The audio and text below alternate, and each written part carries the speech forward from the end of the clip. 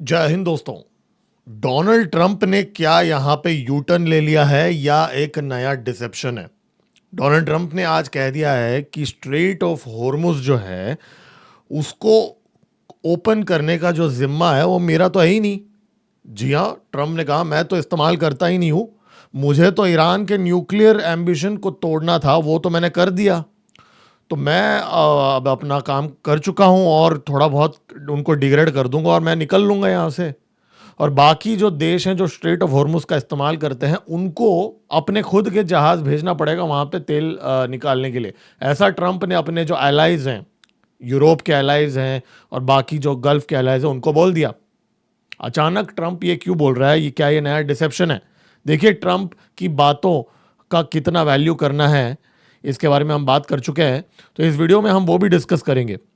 और रशिया के जो फॉरेन मिनिस्टर लैवरोव जो हैं, जो पुतिन का एकदम खास आदमी माना जाता है, उसने आज कह दिया कि जो विश्व है इस समय वो एक वर्ल्ड वॉर 3 वाले सिचुएशन को स्टेयर कर रहा है इस समय। और उसके पीछे उन्होंने कुछ उदाहरण भी दिए हैं कि क्यों उनको ये लगता है। उन्होंने एक चेतावनी दे दी और ईरान के इस्फहान के अंदर एक बहुत बड़ा एम्यूनिशन डंप के ऊपर हमला हो गया माना जा रहा है।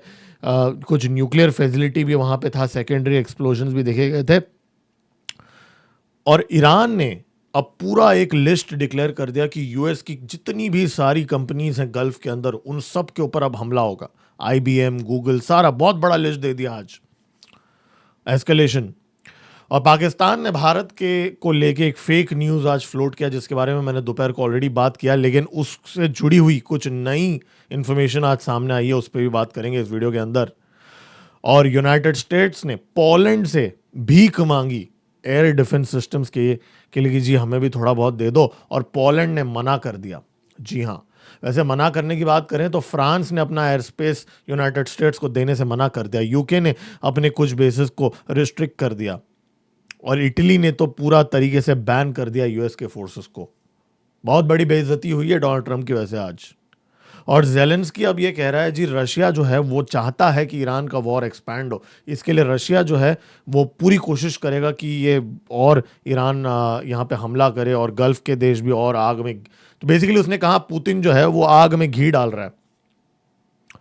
और भारत ने अब पूरी तरीके से नक्सल वायलेंस को समाप्त कर दिया, अंत कर दिया है, ऐसा हमारी सरकार ने दावा किया है। और बालाकोट का जो टेरर कैंप जो था जिसको हमारे फोर्सेस ने ध्वस्त कर दिया था, अब खबर आई है कि वो वापस एक्टिवेट हो चुका है, मतलब वापस तोड़ने का समय आ चुका है। और बीएलए बलोच लिबरेशन आर्मी ने भयंकर हमले शुरू कर दिए, 30 से ज़्यादा लोकेशंस पे हमले कर दिए। अफगानिस्तानियों ने, यहाँ तक जो मैंने आपको दोपहर के वीडियो में बताया था, दुरंड लाइन पे जो बार्बड वायर की जो फेंसिंग है उसको तक वो निकाल रहे हैं। पाकिस्तान की चीर फाड़ हो रही है इस समय और आसिम मुनीर जो है वो फंस चुका है बहुत बुरी तरीके से। इसके अलावा और बहुत सारे अपडेट्स लेके आया हूँ इस वीडियो के अंदर। दोस्तों, बहुत समय लग जाता है सारा इन्फॉर्मेशन इकट्ठा करने के लिए, इसके लिए आपका एक लाइक का बटन दबाना तो बनता है। बॉस लाइक का बटन दबाइए, आपके लाइक के बटन दबाने से ही ये चैनल चलता है, वरना ये चैनल नहीं चलेगा। सब्सक्राइब का बटन दबा दीजिए वरना आप अपडेट मिस कर लेंगे। इस चैनल को सपोर्ट कर सकते हैं, रेज़रपे का लिंक डिस्क्रिप्शन में है, और या सुपर स्टिकर भी खरीद सकते हैं। मेरा नाम है गिरीश और आप देख रहे हैं जियो पॉलिटिक्स। चलिए स्टार्ट करते हैं।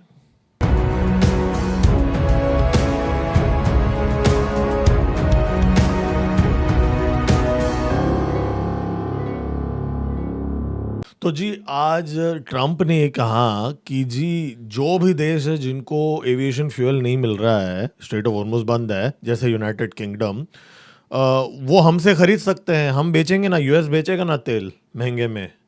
और वो देश जो हमें मना कर दिया ईरान के ऊपर हमला करने के लिए, हमारे जो खुद के एलाइज है यूनाइटेड किंगडम जैसे देश, या तो हमसे उनको खरीदना पड़ेगा या खुद को हिम्मत करके जाना पड़ेगा वहां पे स्ट्रेट ऑफ हॉर्मुज में अपने जहाज़ों के साथ, और वहां पे अपना तेल का रक्षा खुद करना पड़ेगा और खुद लड़ना पड़ेगा। ये मेरी जिम्मेदारी नहीं है, यूनाइटेड स्टेट्स मदद नहीं करेगा, ऐसा उसने ट्रुथ सोशल में लिख दिया और इनफैक्ट व्हाइट हाउस के ट्विटर अकाउंट में भी पोस्ट कर दिया ये। इसका मतलब क्या डोनाल्ड ट्रंप यहां से बाहर निकलने की बेस सेट कर रहा है। या एक और डिसेप्शन है? फिर वॉल स्ट्रीट जर्नल के एक जर्नलिस्ट को उसने वापस कहा कि जी मेरा तो काम इतना ही था कि उनका न्यूक्लियर वेपन ना हो और वो उनको नहीं होगा और हम जैसे ही जाएंगे स्ट्रेट ऑफ हॉर्मुज खुल जाएगा। अब उसने बोला जो बाकी के जो देश हैं उनको जाके करने दो जो करना है वहाँ पे। इनफैक्ट उसने मैक्रोन की भी बेइज्जती कर दी, मैक्रोन को भी धमकी दे दी, बोला कि जी आपने हिम्मत कैसे हुई मैक्रोन की, मैक्रोन ने मेरे जो फाइटर जेट्स को अपना एयर स्पेस इस्तेमाल करने नहीं दिया, ऐसा डोनाल्ड ट्रम्प ने ट्रूथ सोशल में बोल दिया। और इसका मतलब मैक्रोन जो है उसने मना कर दिया इस वीकेंड को यूएस के जहाज़ों को अपना एयर स्पेस इस्तेमाल करने के लिए। तो ये सब देख के डोनाल्ड ट्रंप का दिमाग फिर गया होगा, इसलिए बोल भी दिया होगा। देखिए, लेकिन इस चैनल में हम ट्रंप के स्टेटमेंट्स के ऊपर नहीं जाते। इस चैनल में हम जब एनालाइज करते हैं हम फैक्ट्स के ऊपर जाते हैं, उसके एक्शंस के ऊपर जाते हैं। एक्शन ये है कि अभी भी कोई भी ट्रुप की डिप्लॉयमेंट कम नहीं की गई है, ट्रुप तो उल्टा और आ रहे हैं। इनफैक्ट माना जा रहा है आज एक नया बैच आया है मरीन्स का, जी हाँ, आज भी एक कार्गो प्लेन है। तो हम उसके एक्शंस पे देखेंगे, हम उसके वर्ड्स पे नहीं जाएंगे। वर्ड्स का क्या है, आज उसका मूड खराब है, कभी भी कुछ भी बोल देता है, क्योंकि बेइज्जती तो उसकी हो रही है ना। स्पेन ने बोल दिया मेरे मिलिट्री बेस आप मत यूज करो, इटली ने भी मना कर दिया, स्पेन ने मना कर दिया, इटली ने मना कर दिया, फ्रांस एंड यूके ने थोड़ा बहुत बोला है हम मदद करेंगे, लेकिन उन्होंने बोला कि हम हमारे अगर सेल्फ डिफेंस के लिए हम थोड़ा बहुत मिसाइल बैटरीज वगैरह चाहिए तो हम भेज देंगे वहाँ पे, लेकिन हमारा जो एयर स्पेस है, हमारे जो बेसेस वगैरह यूज़ करके पूरा फुल फ्लैश्ड बॉम्बिंग अगर करना चाहोगे वो हम अलाउ नहीं करेंगे। यूके ने एक बेस दिया है वैसे, लेकिन फ्रांस ने तो वो भी मना कर दिया है। और मार्को रूबियो ने G7 मीटिंग में यही बात पे झगड़ा भी किया, जैसे मैंने इस चैनल में ऑलरेडी कहा। उन्होंने बोला कि भाई आप सब लोगों को अगला फेज जो होगा आप सब लोगों को कूदना पड़ेगा अपने अपने शिप्स लेके, अगर आपको तेल चाहिए यहाँ पे से तो। लेकिन देखिए यहाँ पे पॉइंट ये है कि जिन देशों जो देश सबसे ज़्यादा तेल लेते हैं उस स्ट्रेट ऑफ हॉर्मुज से, जैसे भारत, चाइना, हमारी तो ऑलरेडी सेटिंग हो रखी है, भारत के जहाज़ आ रहे हैं धीरे धीरे। चाइना के भी आज 3 जहाज़ माना जा रहा है स्ट्रेट ऑफ हॉर्मुज क्रॉस कर चुके हैं। अब बचे सिर्फ यूरोप, और यूरोप में से स्पेन को तो ऑलरेडी ईरान ने अलाउ कर दिया। जी हाँ, ईरान ने बोला है कि स्पेन को जो भी ऑयल जाएगा आप लेके जाओ, कोई टेंशन वाली बात नहीं है। तो धीरे धीरे करके ये यूरोपियन यूनियन वाले उनको ये बात समझ में आ गया कि जी अगर हम ईरान से थोड़ा बहुत दोस्ती रखेंगे तो हमारा हमको तेल मिलता रहेगा, ट्रंप के कैंप में रहेंगे, ट्रंप की एक तो बेइज्जती सुननी पड़ेगी रोज। ऐसा थोड़ी है कि ट्रंप सर पे बिठाता है एलाइज को, बिठाता है क्या? एलाइज को उल्टा और ज्यादा गालियां देता है ना। तो यूरोपियन नेशन ने बोला यार हम क्यों ट्रंप के साथ दोस्ती करें, एलाई बने यार, वहाँ उल्टा हमारी बेइज्जती कर देता है, फिर वो हमसे पैसे भी लेता है ज़्यादा और फिर हमें डंप भी कर देता है, हमें इस्तेमाल कर देता है, तो उससे अच्छा हम ईरान से बात करेंगे। तो ये एक नया एटीट्यूड मैं देख रहा हूँ जो यूरोपियन यूनियन के अंदर इस समय डेवलप हो रहा है। हालांकि इसमें एक कैच है, इसमें कैच ये है कि स्ट्रेट ऑफ हॉर्मुज बात सिर्फ शिपिंग की यहाँ पे नहीं है, बात ऑयल की सप्लाई भी तो होनी चाहिए ना। ईरान ने जो ऑयल रिफाइनरीज पे हमला कर रहा है, ऑयल स्टोरेज साइट्स पे हमला कर रहा है ईरान, अभी तक तो उसने पूरी कैपेसिटी तो डिस्ट्रॉय नहीं किया है, लेकिन अगर यूएस बॉम्बिंग कर देता है सिविलियन इंफ्रास्ट्रक्चर पे, ईरान के बाकी इंफ्रास्ट्रक्चर पे, जैसे आज ईरान ने, अभी मैं आगे बताऊंगा आपको, आज ईरान ने अमेरिकन ऑफिसर्स पे हमला करेंगे ऐसा बोला। जो भी एप्पल, गूगल, आईबीएम, ओरेकल, अगर इन सारे अमेरिकन कंपनीज पे अगर हमला हो जाता है, और ईरान ने टाइम भी दे दिया, वेडनेसडे 8 PM ईरान टाइम को मिसाइल्स लॉन्च किए जाएंगे, ईरान ने एकदम क्लियरली बोल दिया है। अब इसको वो रोक तो नहीं पाएंगे, बहुत मुश्किल से रोक पाएंगे। तो अगर ये एस्केलेशन होता है फिर यूएस वापस हमला करेगा ईरान के इंफ्रास्ट्रक्चर पे, फिर ईरान वापस गल्फ के नेशंस पे हमला करेगा। तो इसमें गल्फ के नेशन में के अंदर अगर ऑयल रिफाइनरीज डैमेज होते हैं तो ये जो यूरोपियन यूनियन का प्लान है कि जी हम ईरान से मीठा मीठा बात करेंगे, रिश्ता रखेंगे तो हमारा तो निकल जाएगा तेल, वो प्लान सक्सेस नहीं होगा, क्योंकि जब तेल ही नहीं बचेगा तो शिपिंग क्या करोगे आप। तो यहाँ पे ये एक पॉइंट है। और इनफैक्ट फजौरिया पे भी अटैक कर दिया, फजौरिया। अब आज वो उसने कहा कि उसके पोर्ट पे भी हमला कर देंगे फजौरिया के, तो तेल जाएगा कैसे यूरोप को और भारत को भी, बाकी भी जो देश हैं। और गल्फ के देश अभी वो खुद सामने से बोल रहे हैं जी आप हमला करो। जी हाँ, अब ये जो खबर है ये वेस्टर्न मीडिया से आ रही है। देखिए डीप स्टेट की मीडिया है, वो फेक न्यूज़ भी होता है। न्यूयॉर्क टाइम्स को तो हमने इस चैनल में ही कितना एक्सपोज किया है फेक न्यूज़, तो फेक न्यूज़ भी हो सकता है। लेकिन देखिए अब ये बात तो कतर ने अब सऊदी अरेबिया के साथ जो उनकी मीटिंग हुई थी उसमें भी कहा कि गल्फ देशों को यूनाइट होके डी एस्केलेट करना चाहिए।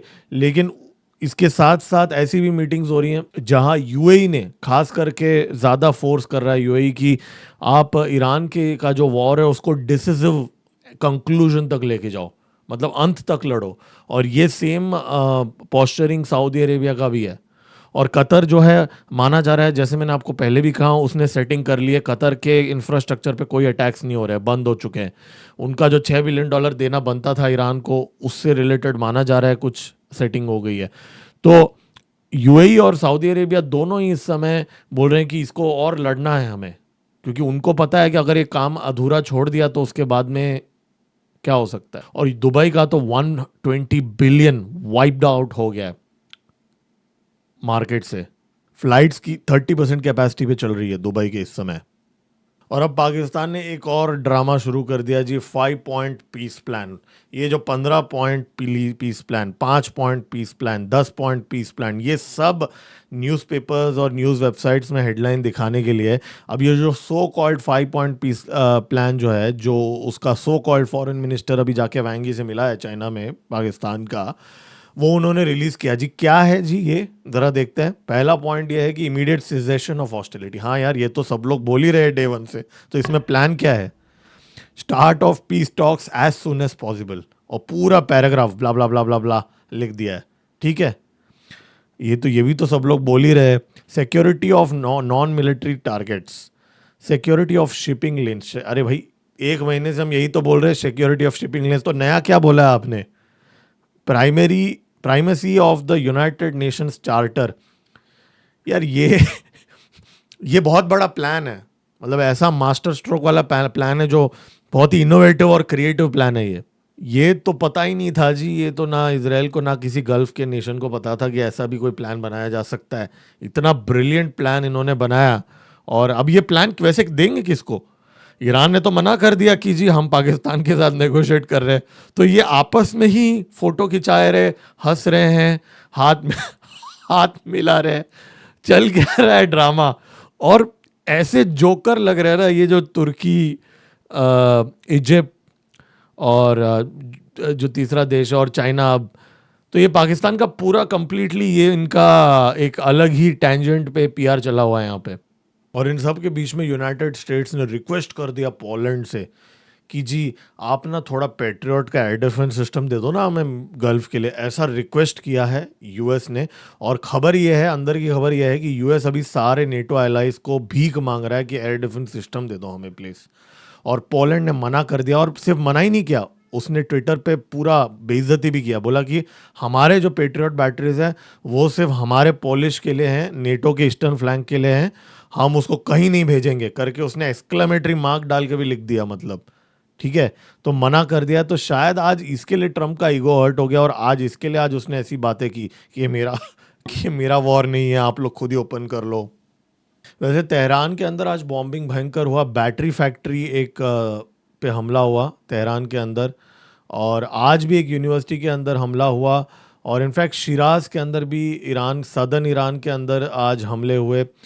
तो जो अटैक्स हैं वो जारी है। इनफैक्ट ईरान के एक जाने माने कमेंटेटर जो आईआरजीसी से ऐसे एफिलिएटेड ऐसा माना जाता है, उसने आज ये तक कह दिया पाकिस्तान के बारे में। हम आपको सुना देता हूँ। Aggressive, and it's really shameful, very shameful that these aggressive, and it's really shameful, very shameful that these foreign ministers of the region, Egypt, Turkey, the Saudis, and others, and Pakistan, that they issued a statement where they blamed Iran for a war which they helped start. They assisted the United States in bringing these forces to the region. They assisted the United States in assaulting the country. Yet they have the audacity to blame Iran. तो ये यहाँ पे चीज़ हुई है। चलो जी, बहुत serious बातें हो गई। अब थोड़ा कॉमेडी हो जाए। कॉमेडी माने पाकिस्तान। तो आज का कॉमेडी क्लिप भी नजम सेठी का ही है। ये आजकल मुझे यही मिलता है कॉमेडी के नाम पे। अब ये क्लिप एक 50 सेकंड का क्लिप है। अब आप सुनिए आप ये क्या लेवल की बातें कर रहा है।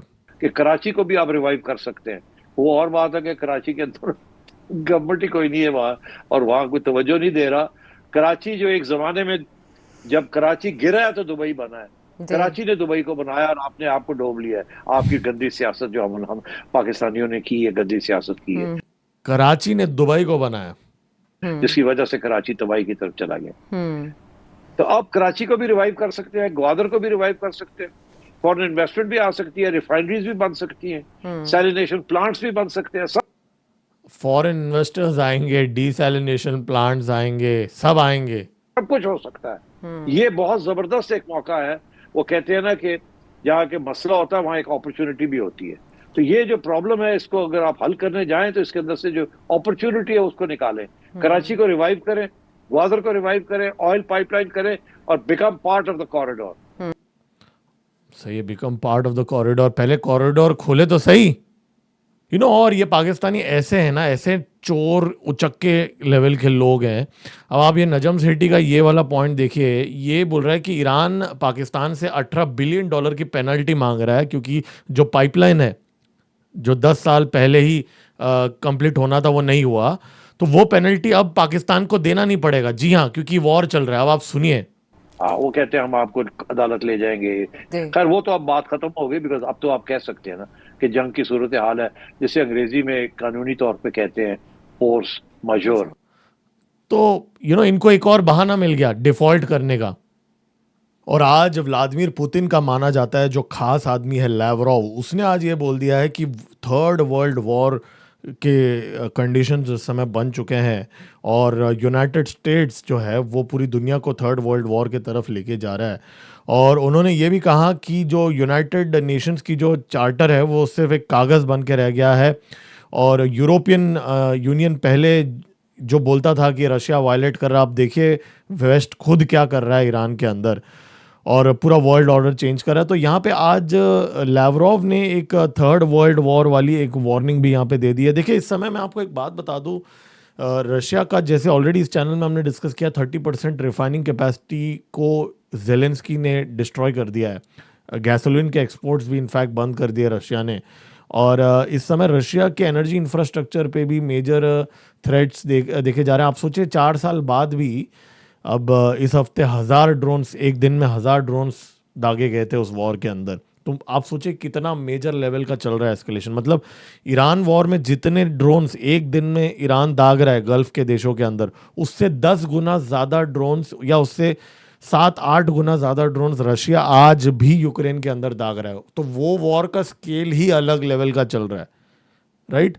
तो ग्लोबल और ऊपर से जेलेंस्की ने आज एक आरोप भी लगा दिया जी, रशिया जो है वो इसको नेशनलाइज करना चाहता है, इस वॉर को एक्सटर्नलाइज करना चाहता है ताकि रशिया के ऊपर से अटेंशन हट जाए। उसने 5 कारण भी दिए हैं। डिस्ट्रैक्शन करना चाहता है रशिया, फिर रशिया का ऑयल का प्राइसेस बढ़ाना चाहता है ताकि रशिया पैसे कमाए, ज़्यादा पैसे कमाए। फिर उसने कहा कि सैंक्शंस के वजह से क्या होता है, प्रेशर जो है, सैंक्शंस का जो खतरा है वो कम हो जाएगा रशिया के लिए। फिर प्रॉक्सी डायनामिक एमर्ज होता है कि मतलब यूक्रेन ईरान के साथ है, रशिया जो है, रशिया ईरान के साथ है, यूक्रेन गल्फ के साथ है, और इंटरनेशनलाइज हो जाएगा, तो अटेंशन अभी रशिया से निकल जाएगा, तो स्ट्रेटेजिक गेन हो जाएगा रशिया को। ये बात आज जेलेंस्की ने भी कहा है। तो यहाँ पे कहीं ना कहीं लैवरोव ने आज यही बात को दोहराया है कि देखो जी, ये कॉन्फ्लिक्ट इंटरनेशनलाइज हो रहा है, देश जुड़ रहे हैं, और जब देश पिछले बार जब जुड़ा था तब वर्ल्ड वॉर 2 हुआ था। देखिए, वैसे तो एक कल का अपडेट था, लेकिन एक इम्पॉर्टेंट अपडेट है, कल मिस हो गया था, लेकिन मैंने सोचा आज कवर कर दूं। भारत अभी पार्लियामेंट में ऐसा दावा किया है कि भारत अब नक्सल फ्री हो चुका है, कोई वायलेंस अभी बचा नहीं है।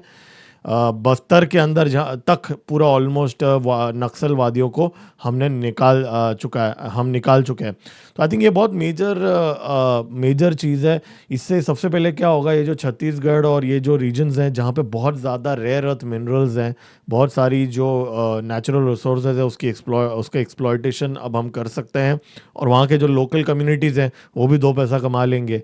तो आई थिंक ये बहुत बड़ा नेशनल सिक्योरिटी के एंगल से माइलस्टोन है। मतलब चाइना फेल हो चुका है, राइट, चाइना की फंडिंग फेल हो चुकी है, और CIA भी फेल हो चुका है व्हेन इट कम्स टू नक्सलवादी। अब नॉर्थ ईस्ट को फिक्स करना पड़ेगा, बस वो बाकी है। सांबा के अंदर आज 2 BSF के पर्सनल हर्ट हो चुके हैं, उनको गोली, उनके ऊपर असॉल्ट हो गया। माना जा रहा है टेररिस्ट ने किया है, ड्रग रिलेटेड चीज़ था। और ये आज एक हमारे आर्म्ड फोर्सेस के लिए बहुत सारी गुड न्यूज़ है। इंडियन एयरफोर्स का आज एक 1950 करोड़ का एक रडार, जी हाँ, गुलमार्ग जम्मू एंड कश्मीर में एक डिप्लॉय किया जाएगा और एक नागालैंड में डिप्लॉय किया जाएगा। जी हाँ, जम्मू एंड कश्मीर और नागालैंड दो जगह पे ये रडार्स डिप्लॉय किए जाएंगे। ये खास करके माउंटेन रडार्स हैं, मतलब बेसिकली माउंटेनस रीजन के अंदर जो नॉर्मल रडार्स है वो काम नहीं करते हाई ऑल्टीट्यूड में। तो भारत इलेक्ट्रॉनिक्स इसको बना रहा है, 2000 करोड़ का डील है। मतलब आप सोचिए कितना महत्वपूर्ण रडार होगा।